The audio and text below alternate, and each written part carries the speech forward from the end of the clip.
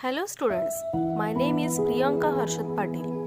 My school name is Nutan Vidya Mandir, Umroli.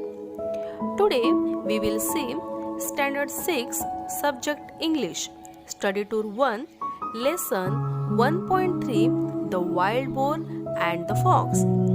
So let's start our video. The Wild Boar and the Fox.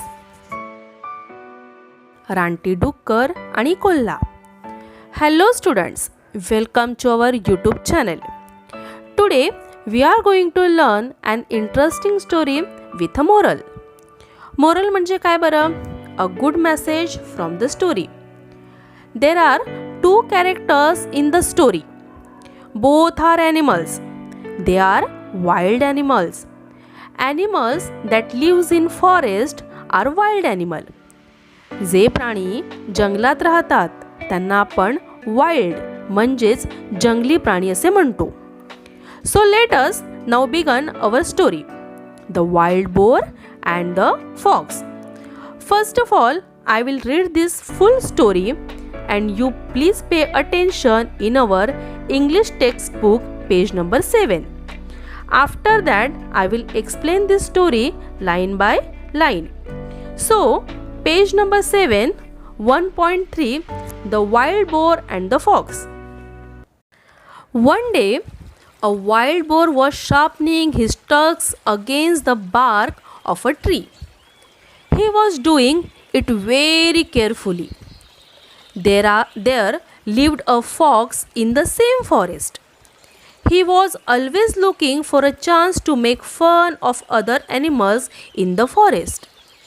When he saw the wild boar, he decided to tease him.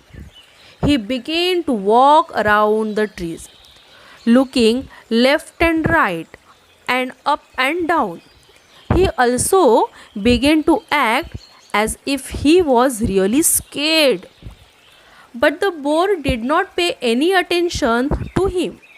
He kept right on with his work. At last, the fox said with a grin, "Why are you doing that? I tried very hard, but I did not see any hidden enemy or danger." "True," replied the boar.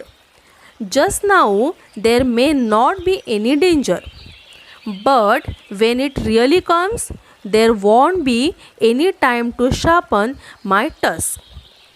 My weapon have to be ready for use then. If I am not ready, I will have to suffer."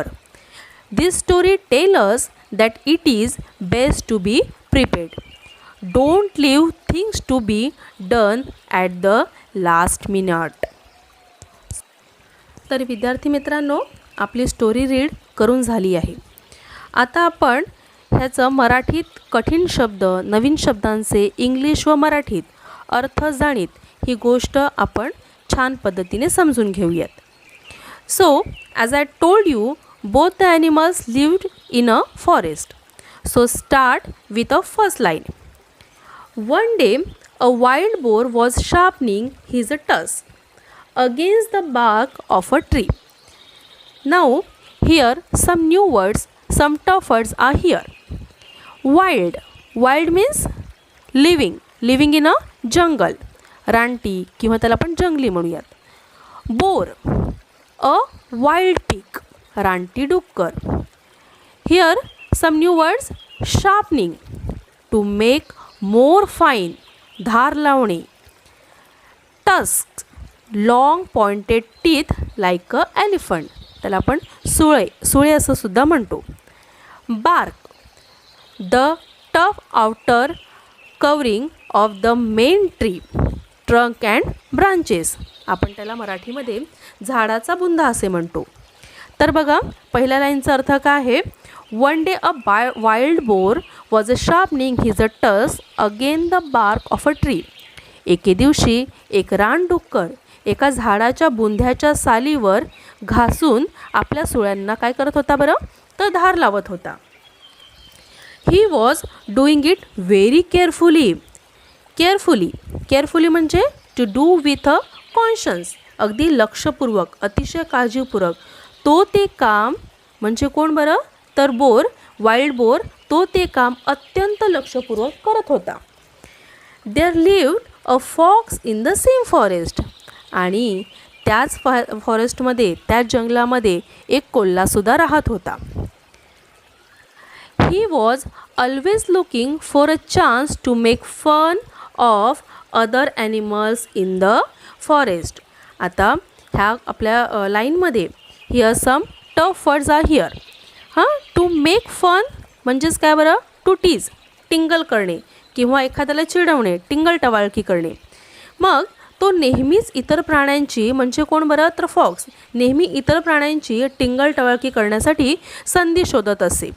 And when he saw the wild boar he decided to tease him. आणि जेव्हा त्याने त्या रानडुकराला आपले सुळे घासत असताना पाहिलं तेव्हा त्याने त्याला चिडवायचं ठरवलं. He began to walk around the trees looking left and right and up and down.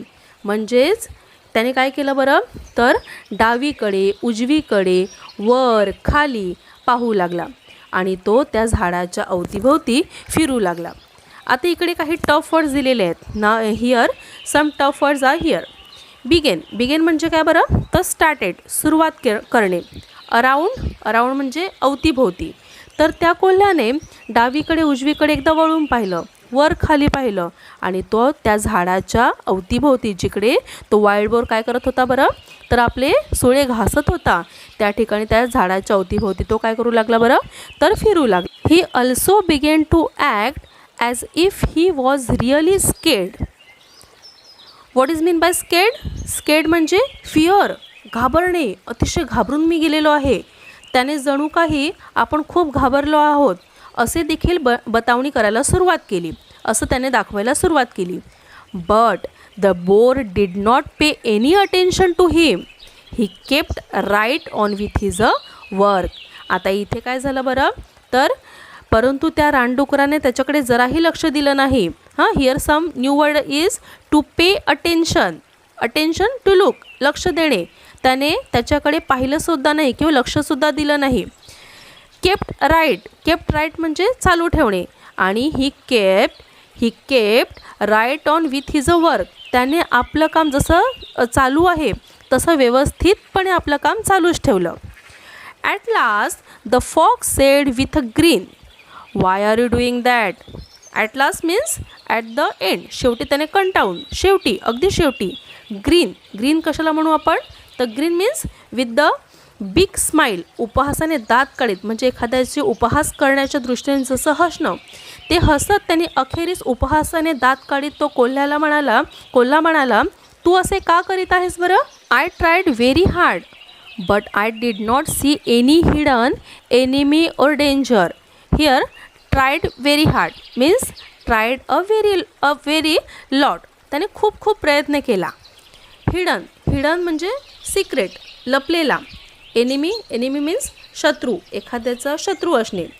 मी खूप प्रयत्न केला परंतु मला इथे कोणताही छुपा शत्रू किंवा एखादं संकट दिसलं नाही.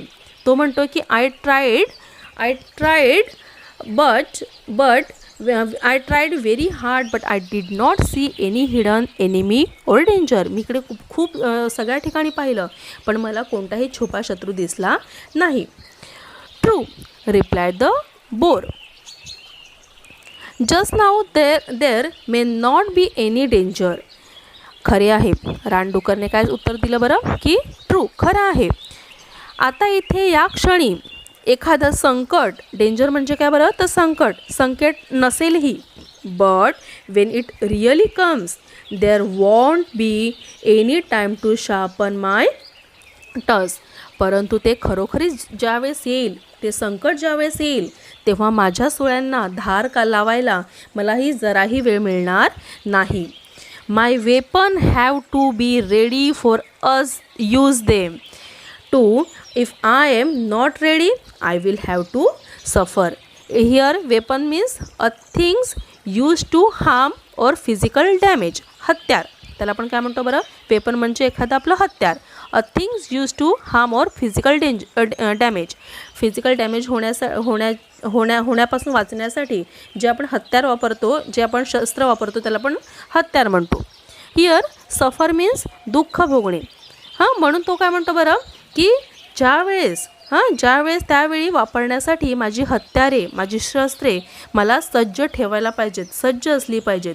मी तयारीत नसेन तर मला निश्चितच काय करावं लागेल बरं, दुःख भोगावं लागेल, मला सफर करावं लागेल. This story tell us that it is best to be prepared. Don't leave things to be done at the last minute. Here to be prepared means what, to be ready, नेहमी तयारीत असणे, नेहमी सज्ज असणे. What is mean by leave to be, to keep pending, एखादी गोष्ट सोडून देणे. Last minute it is mean end moment, अखेरच्या क्षणी. ही गोष्ट आपल्याला काय सांगते बरं, तर आपण नेहमी पूर्णतः तयारीत असायला हवी. एखादे संकट, एखादं शत्रू आल्यानंतर त्याची तयारी करण्यात काही अर्थ नसतं. जर आपण अखेरच्या क्षणांवरती असे काम ढकलले तर आपले मोठे नुकसान निश्चितच होऊ शकते. So moral of the story, be prepared, don't keep pending things to be done at the end moment. I hope